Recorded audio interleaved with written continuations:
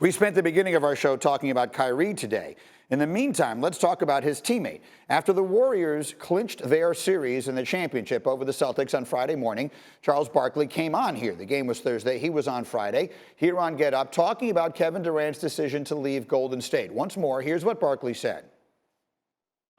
Before KD gets that great respect from all the old heads, he's going to have to win a championship as the bus driver.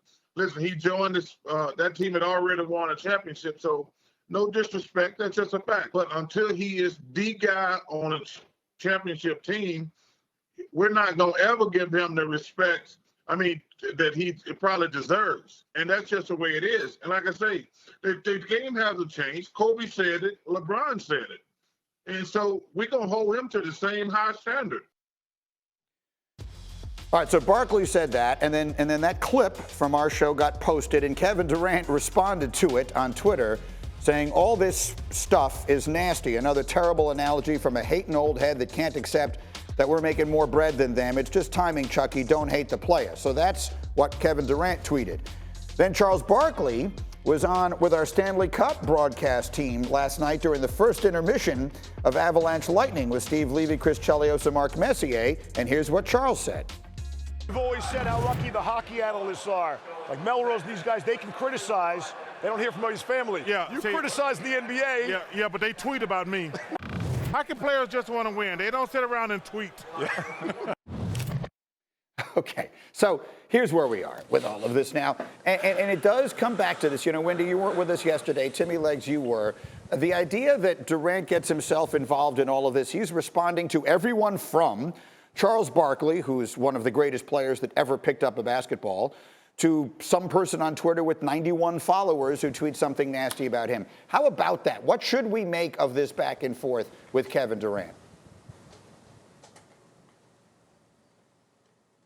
Well, Is that for Wendy or myself? I respect Charles Barkley. Yeah, I respect Wendy, Charles Barkley greatly, but he needs to review the 2017 tape. Kevin Durant was the bus driver of that championship. That was the best team that LeBron was on that never won a title, and it was because of Kevin Durant. But beyond that, Durant made a couple of big decisions to really, marry himself to Kyrie Irving. He made the decision in 2019 when he came to the Nets. He could have stayed in Golden State. He could have gone elsewhere, like teaming up with Kawhi Leonard and with the Clippers. And then last summer, when he did not have to, he signed a 4-year, $200 million contract extension. He signed it during the Olympics when he was playing and leading that team to the gold medal. And by doing that, he reaffirmed his connection to Kyrie. Then last season, there was a James Harden asked for a trade. He again sides with Kyrie. So I can only go by what Kevin Durant's actions have been, and Kyrie is leaning on that too. And that is that he will continue to side with Kyrie and want to try to win a championship with him, even though I don't believe that he necessarily has to. So that's fair. The substance, just how substantive the criticism might be, is one discussion entirely. The other is to dismiss it with no level of introspection whatsoever as, well, if you criticize me, it must be because you're envious of the money I make or something else like that. That feels to me a little bit different, Legs, and we were here for this conversation yesterday before Kevin Durant fired back on Charles Barkley. How about it? Yeah, I would love for Kevin Durant to stay out of it. Honestly, I think it's a bad look for him. It's a tough argument or conversation for him to win. So I would love to see Kevin Durant stay out of it. And here's where I think there's a little bit of right and wrong in what Charles said. I think the part that he is wrong about, I think he's going too far and it's too broad sweeping.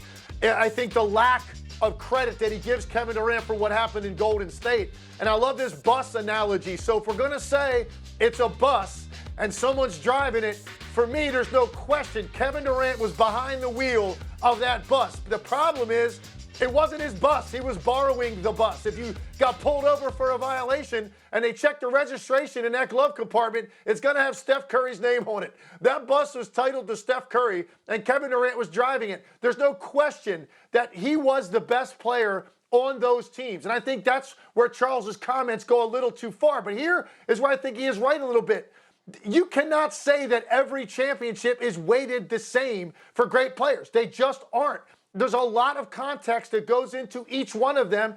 And what Charles Barkley is basically saying is, if he can go win one in a different with a different team, different organization, in a different way, where clearly he built it first, then I think he's going to get more credit than what he did in Golden State. And that is a true fact. That's the way we regard championships. And that's really what Charles was trying to say. I just think he went a little too far in a little bit of credit that he gave Kevin Durant for what happened in Golden State. Look, the history is well documented in all of this, and there isn't any obvious reason to relitigate it all. But not only does the bus's registration have Steph Curry's name on it, but it beat Durant's bus in a race the year before when Durant was out in front, and then it got, So my point, Windy, is I understand what Charles is saying. And whether he's 100% right or 50% right or 0% right, this is sort of the game we're all playing here, right? Everyone offers their opinions, and then we all get on with it, and Kevin Durant gets a chance to have the last word on the court, and sometimes it feels to me like he should have his last word there. It's up to him how he wants to handle these beefs, if you will, Windy, but that feels to me like the obvious answer here. Yeah, and it's like Durant is a guy who I've always said that his only real weakness in his whole persona is that he sometimes has a bit of a thin skin. You certainly can't find any weakness in his game, and he has a thin skin. And it was because of his thin skin that he felt that he had to leave Golden State. It's because of his thin skin that he reacts and responds on Twitter. But I'll say this, he owns that. He openly says, yeah, I respond on Twitter. That's what I do. Tough luck. And so he has set a standard that he has to meet. He has set his own parameters, and now he's got to be held to it. And now he had decided to do that with Kyrie Irving, and now he's got a mess on his hands, and it's partially of his own making. Thank you for watching ESPN on YouTube. For live streaming sports and premium content, subscribe to ESPN+.